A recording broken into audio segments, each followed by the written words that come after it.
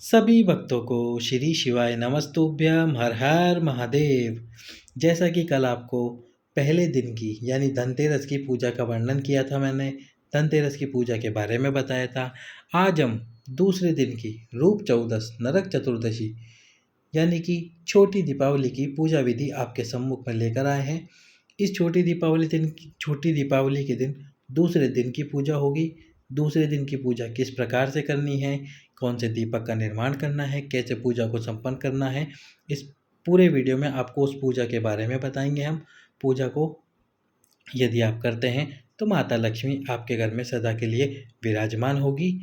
अब पूजा को किस प्रकार से करना है, चलिए तो आपको पूजा के बारे में बताते हैं। तो आज आपको क्या करना होगा, दो दीपकों का निर्माण करना है। दो दीपक कौन से? एक दो दीपक ही बनाने हैं, बनाने तो है आटे के दोनों दीपक। अब जो एक दीपक होगा उस एक दीपक में आपको डालना है तेल। तेल कौन सा? या तो आप सरसों का तेल डाल लीजिए, या फिर तिल्ली का तेल डाल दीजिए, या फिर घर पे जो मीठा तेल हो वो डाल दीजिए। साथ में इसमें आपको लगानी है चार बाती। ये चार बाती आपको लगा लेनी है। चार बाती लगाने के बाद में और जो दूसरा दीप है उस दूसरे दीप में आपको डालना है घी। उस दूसरे दीप में आपको घी डालना है, उसमें एक बाती लगानी है, सिंगल बात लगानी है उसमें। और जो चार बाती वाला है उसमें चार अलग अलग बात लगानी है, सरसों का तेल या फिर मीठा तेल या फिर तिल्ली का तेल। उसके बाद इसमें डालनी है आपको पीली सरसों।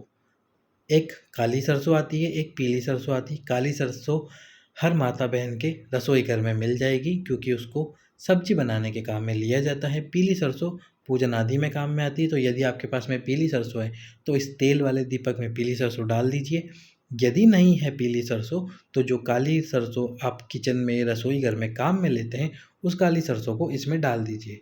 तो अब आपको ध्यान रह गया कि जो तेल वाला दीप है उसमें चार बातें लगानी है, सरसों का तेल डालना है या फिर तिल्ली का तेल या मीठा तेल, साथ में डालनी है पीली या काली सरसों, दोनों में से जो आपको मिल जाए।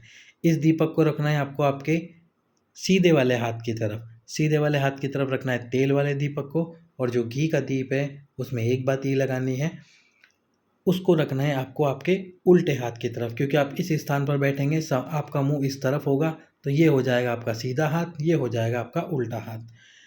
पूजा शुरू करने से पहले दोनों दीपकों को प्रज्वलित कर लेना। अब इसके बाद में आपको क्या करना है, दोनों दीप प्रज्वलित कर लिए।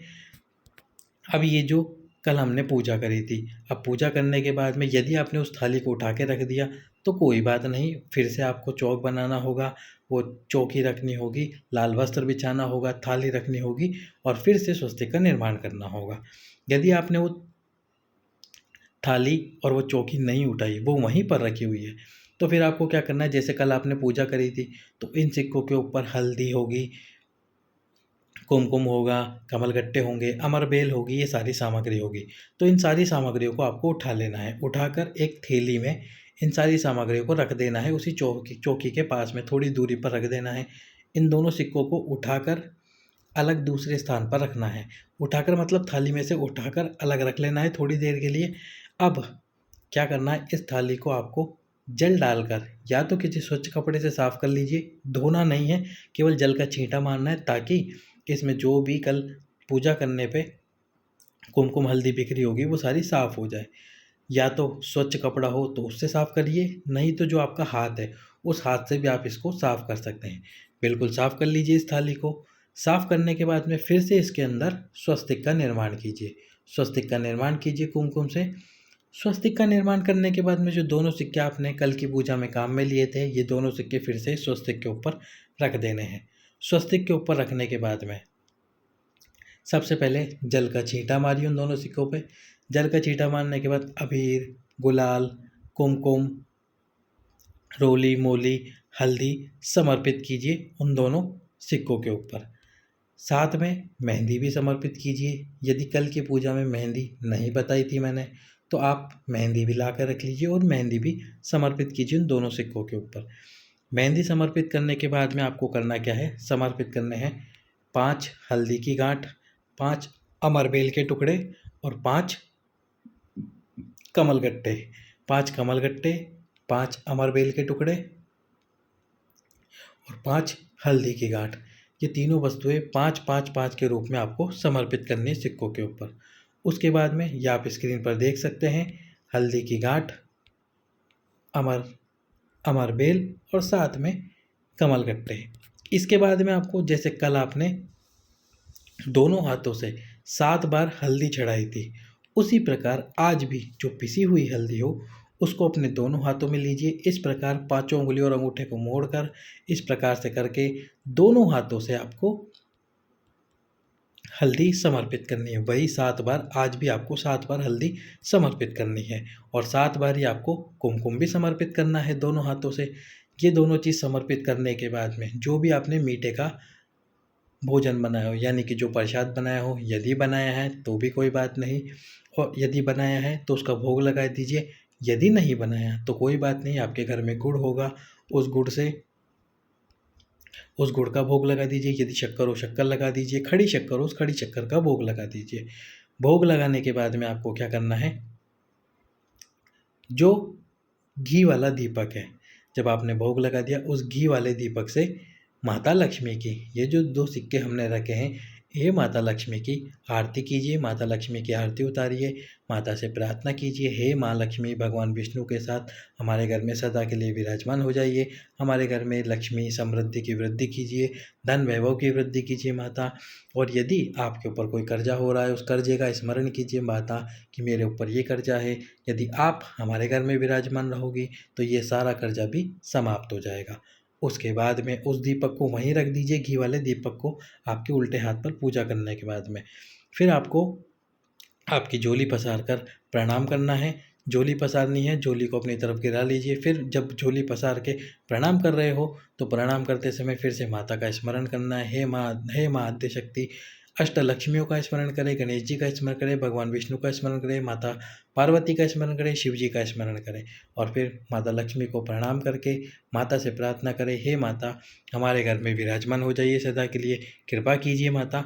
जब आप ये आरती कर ले उसके बाद में एक लाल पुष्प आपको समर्पित करना है। लाल पुष्प माता लक्ष्मी के ऊपर लाल पुष्प समर्पित करना है। यदि लाल पुष्प नहीं हो तो भी कोई बात नहीं, यदि है आपको मिल जाए तो आसपास ही कहीं लाल पुष्प मिल जाए तो आप उस लाल पुष्प को जरूर समर्पित कीजिए माता लक्ष्मी के। वो 2 सिक्के हैं, जब आरती पूरी हो जाए उसके बाद में एक लाल पुष्प समर्पित कर दीजिए। यदि लाल गुलाब है तो वो भी आप समर्पित कर सकते हैं। जब आपने लाल पुष्प समर्पित कर दिया उसके बाद में आपको क्या करना है, ये जो तेल वाला दीपक है, इस तेल वाले दीपक को उठाना है। और उठाने से पहले काम करना, आपके घर के जो खिड़की दरवाजे, जितने भी घर में खिड़की दरवाजे, उन सारे खिड़की दरवाज़ों को खोल देना। सारे के सारे खिड़की दरवाजे खोल देना। सारे खिड़की दरवाजे खोलने के बाद में क्या करना है, आपको इस दीपक को, जो 4 बत्ती वाला है तेल का दीपक है, उसको उठाना, याद रखना उसी को उठाना है आपको और पूरे घर के अंदर घुमाना है। पूरे घर के अंदर इस 4 बत्ती वाले दीपक को घुमाइए।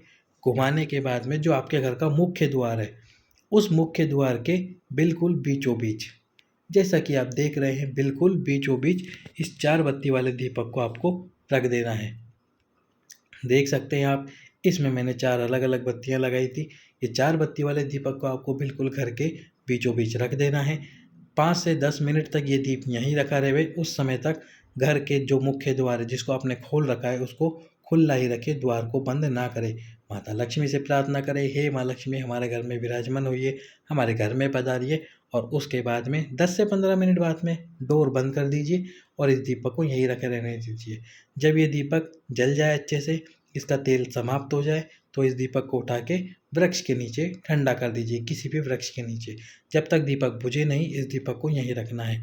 इस प्रकार से ये दूसरे दिन की रूप चौदस की नरक चतुर्दशी की पूजा है जो आपको करनी है। इस पूजा को कीजिए, माता लक्ष्मी सदा के लिए आपके घर में विराजमान जरूर होगी। इस पूजा को करते ही माता लक्ष्मी आपके घर में भगवान विष्णु के साथ विराजमान हो जाएगी। सभी भक्तों को श्री शिवाय नमस्तुभ्यम।